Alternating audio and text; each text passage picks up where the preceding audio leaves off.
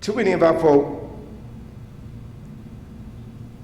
don't really understand what's going on, right?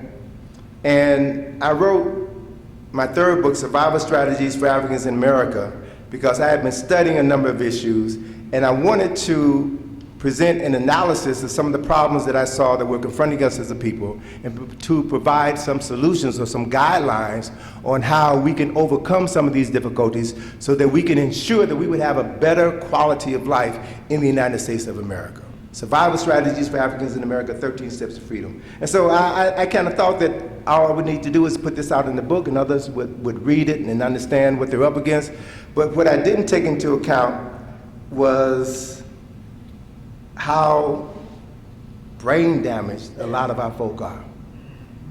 Many of our folk don't read. We have an aversion to reading and studying. We have an aversion to history. We actually believe that history is not important. So I referenced Dr. John Henry Clark, who was my saint. Dr. Clark said that all history is a current event. History connects us to everything that ever happened or everything that will happen in the future. One of his most famous statements is that history is a clock that people use to tell their political and cultural time of day. He said that history is the compass that people use to find themselves on the map of human geography. History tells the people who they were and where they were, who they are and where they are. But that the most important role of history is to tell the people where they still must go and who they still must become. So if you don't like history, it means that you're stuck in a twilight zone. You'll never go anyplace as long as you don't understand the nature of the environment in which you live, in which you work. And it's not a difficult thing to understand. And so last month I went to a lecture with George Frazier, and he threw out a statistic that stunned me, and I'm still having difficulty really wrapping my mind around it, but he shared with me the data, and I have to accept it even though I don't want to accept it.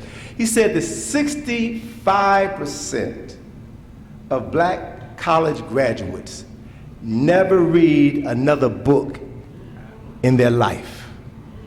65%. Now, that doesn't mean that they don't read magazines or newspapers or read work-related documents, but they never take the time to buy a book and read a book for their own personal edification. 65% of those of us who can read don't want to read.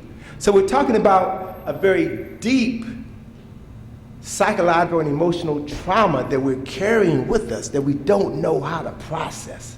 And it's playing itself out every day of our lives.